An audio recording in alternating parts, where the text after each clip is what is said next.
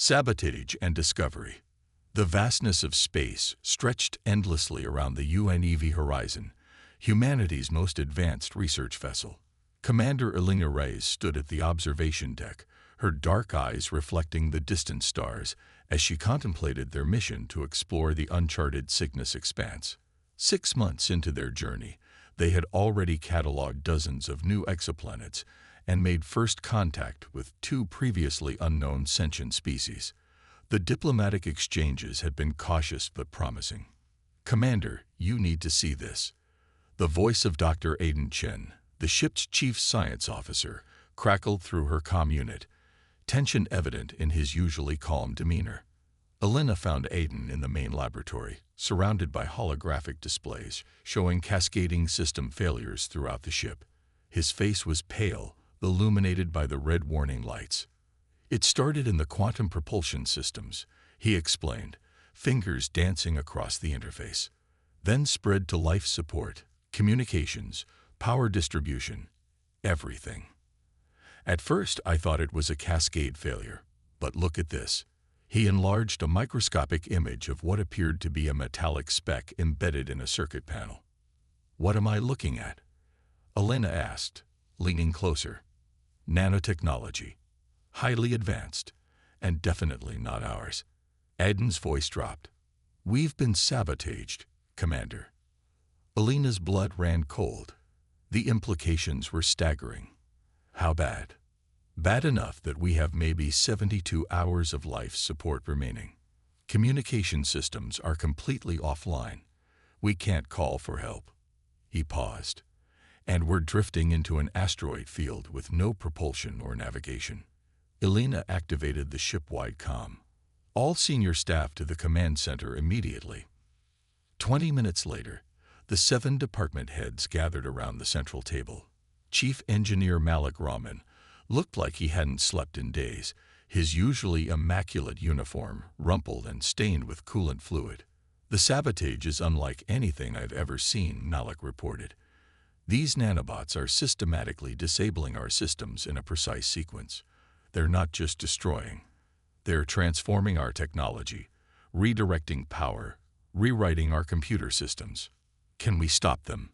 asked Security Chief Talia Novak, her hand instinctively resting on her sidearm, as if she could shoot the microscopic invaders. Malik shook his head. "We've tried electromagnetic pulses, radiation bursts, even physically removing affected components. Nothing works. They adapt almost instantly." "When did this start?" Elena asked. "Based on diagnostic logs, approximately 12 hours after our meeting with the Vexari delegation." Dr. Sanvi Kapoor, the xenobiologist, replied. "They were the only ones who had access to multiple ship systems during their tour." The Vexari, a silicon-based species with advanced technology, but seemingly peaceful intentions, they had exchanged scientific data and cultural information before continuing on their way. "So this is what? An act of war?" Talia demanded. "Or a preemptive strike?" offered Communications Officer Jackson Lee. "Maybe they saw us as a potential threat." Elena raised her hand for silence. "Speculation doesn't help us survive." "Malik, what options do we have?" The engineer ran a hand through his thinning hair. "With current understanding, none. Even our escape pods have been compromised. Whatever these nanobots are doing, they're incredibly sophisticated." A heavy silence fell over the room until Dr. Chen spoke up. "What if we're looking at this all wrong?" All eyes turned to him. "What if instead of fighting the transformation, we try to understand it? Maybe even guide it? You want to work with the very things killing us." Talia's voice was incredulous. "I've been analyzing their behavior," Aiden continued, undeterred. "They're not random. There's a pattern, almost like they're rebuilding rather than just destroying." Malik's eyes widened. "You might be onto something. The power isn't disappearing. It's being redirected. But to what end?" "Let's find out," Elena decided. "Aiden, Malik, Sanvi, I want you working on understanding these nanobots. The rest of us will focus on extending our life support and preparing contingencies." Over the next 36 hours, the crew worked tirelessly. Sleep became a luxury as they raced against time. The asteroid field loomed closer, a deadly obstacle they had no way to navigate around with their systems failing. Elena was helping to manually seal off a section of the ship to conserve oxygen when Aiden's excited voice came through her comm. "Commander. Command center, now." She arrived to find Aiden, Malik, and Sanvi huddled around a complex holographic model, their exhausted faces now animated with excitement. "We've cracked it," Aiden announced. "The nanobots aren't just sabotage. They're a complete technology transfer system. They're designed to transform our technology into something compatible with Vexari systems." "Why would they want to do that?" Elena asked. "Control," Sanvi explained. "Our theory is that they plan to disable our ship, then return to rescue us, with technology fully integrated into their systems, giving them complete access and control." "But here's the fascinating part," Malik added, his eyes gleaming with an intensity Elena hadn't seen before. "The nanobots are programmable.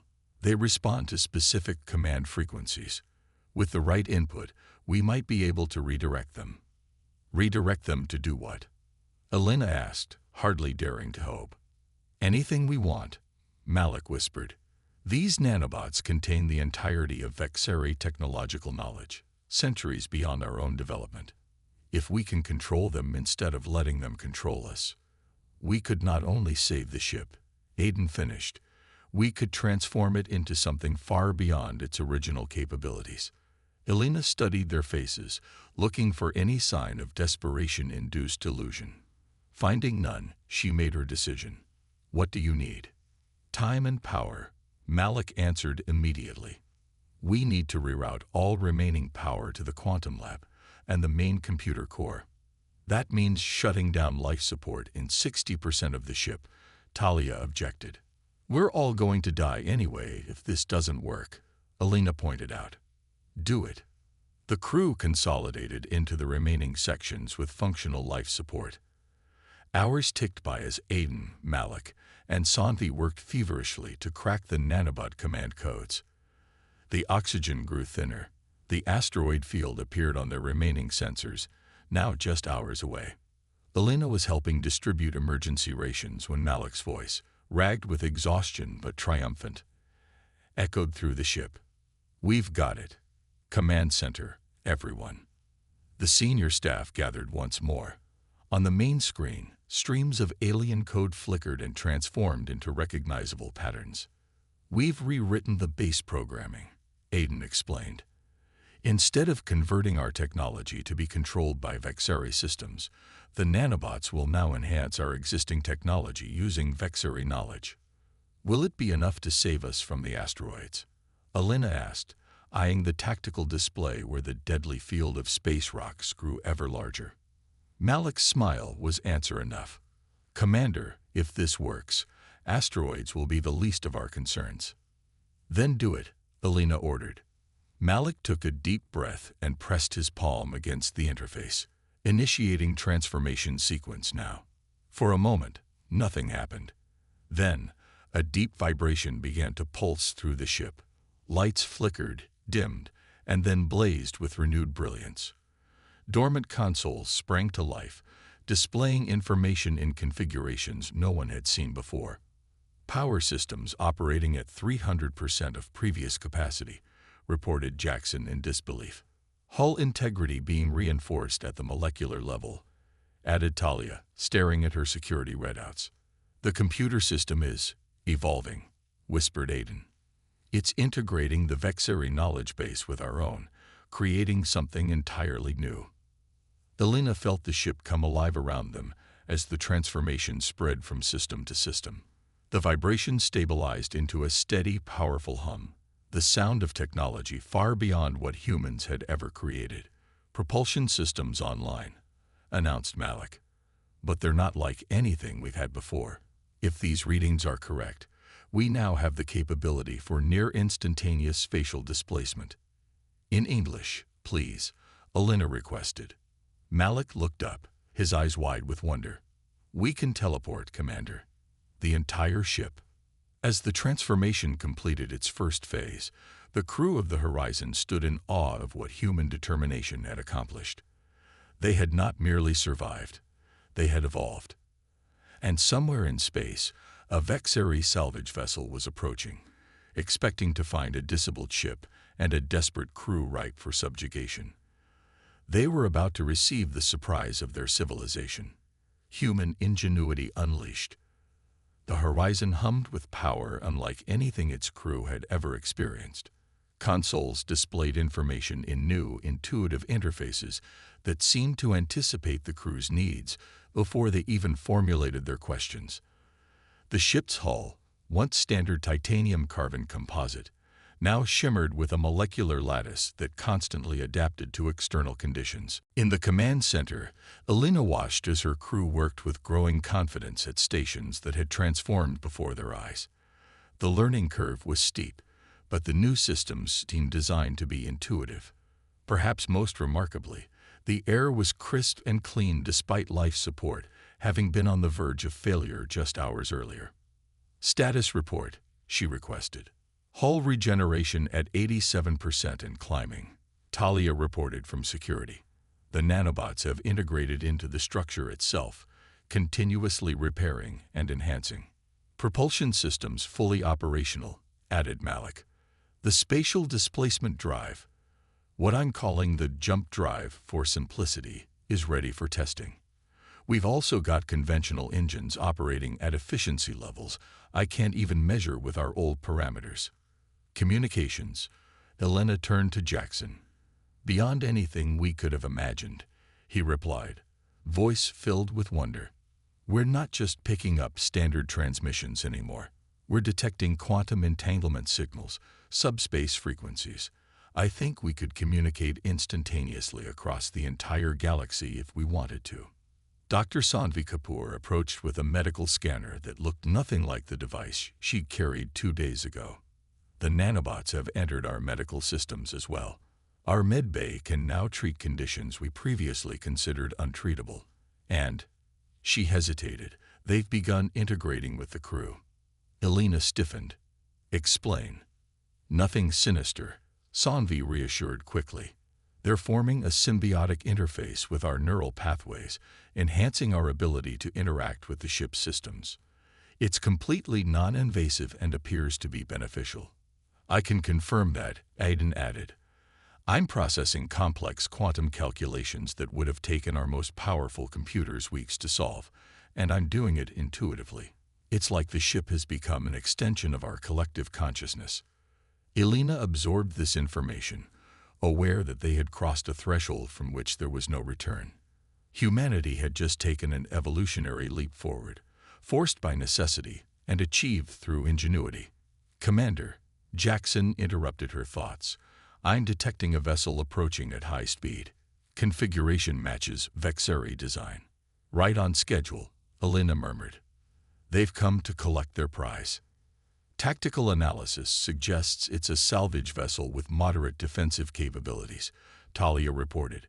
"Nothing that could threaten us now." "Options?" Elena asked, looking around at her senior staff. "We could run," Malik suggested. "With our jump drive, we could be halfway across the galaxy before they even realize we're gone. Or we could fight," countered Talia. "Show them exactly why attacking humanity was a mistake they'll never repeat." Aiden offered a third perspective. "We could communicate. Let them see what we've accomplished with their technology. The diplomatic implications could be significant." Elena considered each option carefully. "We're not running, and we're not shooting first. Open a channel, Jackson. Let's see their reaction when they find out their sabotage backfired spectacularly."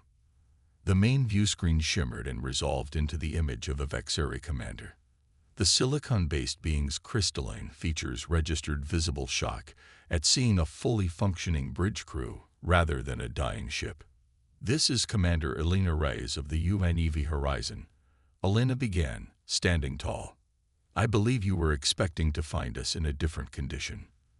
The Vexeri's multifaceted eyes shifted in what Elena had learned was their equivalent of confusion. "Impossible," came the translated response. Our conversion protocols should have disabled all your primary systems. About that, Elena replied coolly. We decided to make some modifications to your conversion protocols. As you can see, we're doing quite well. The alien commander's crystalline appendages clicked rapidly, a sign of agitation. No species has ever redirected Vexari technology. The complexity is beyond the comprehension of less adaptable minds, perhaps, Elena interrupted. Humanity has spent its entire history innovating under pressure. Your sabotage wasn't a death sentence. It was a gift.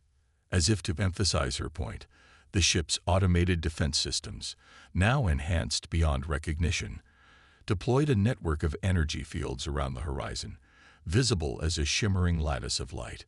We are analyzing your vessel, the Vexari stated, clearly attempting to regain control of the situation. Your energy signatures exceed anything your species has demonstrated previously. Explain how you achieved this. I don't think we owe you an explanation for surviving your attempted murder, Elena replied. But I will share this. Your technology was impressive, but fundamentally flawed. Your nanobots were designed to convert and control, but they lacked protection against being reprogrammed themselves. A rather significant oversight. The Vexari commander's color shifted to a darker hue. The Vexari hegemony will not tolerate this appropriation of our technology. You will surrender your vessel for proper decontamination and... Elena laughed, the sound cutting through the alien's demands. I don't think you understand the situation.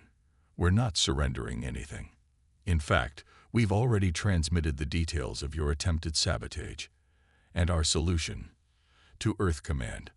By the time we return home, every human vessel will be upgraded with our improvements on your designs. Silence stretched across the communication channel as the implications sank in. Additionally, Elena continued, we've used your own quantum entanglement communication technology to broadcast your unprovoked attack to every spacefaring species in this sector. I imagine the diplomatic fallout will be significant.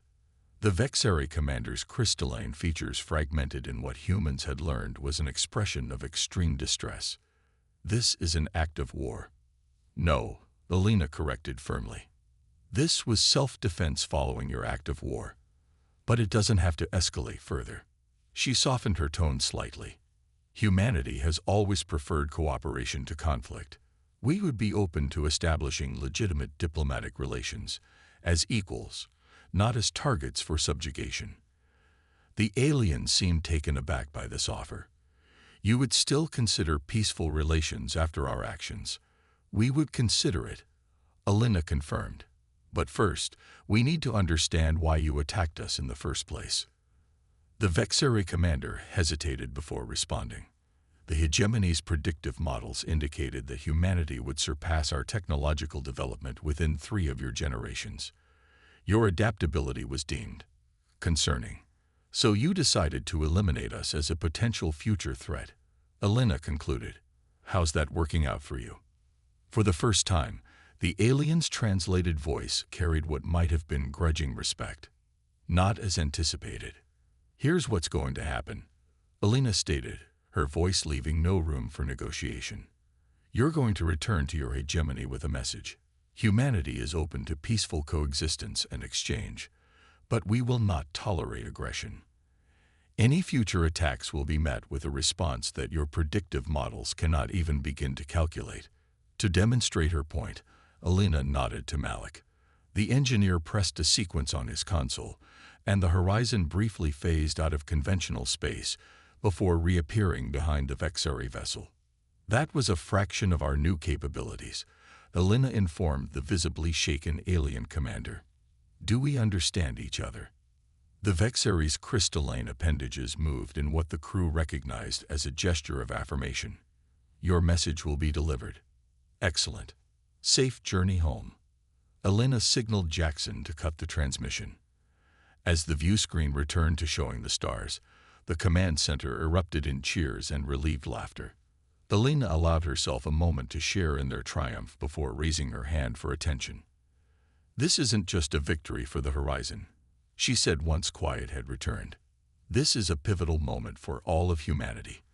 The technology we now possess, that we have improved upon, changes everything. Our mission has transformed from exploration to something far more significant.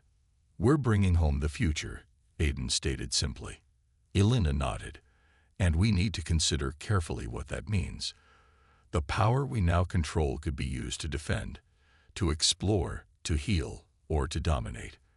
That choice will shape humanity's path among the stars for generations to come. The crew sobered at her words, each contemplating the responsibility they now carried. Set course for Earth, Elena ordered finally. But take the scenic route. We have a lot to learn about our new capabilities before we return home. As the horizon prepared for its first intentional spatial jump, Elena gazed out at the stars. They seemed somehow closer now, more accessible than ever before.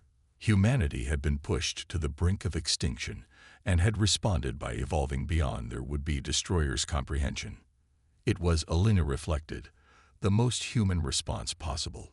Faced with destruction, they had adapted, improvised, and overcome. And in doing so, they had changed the course of human history among the stars.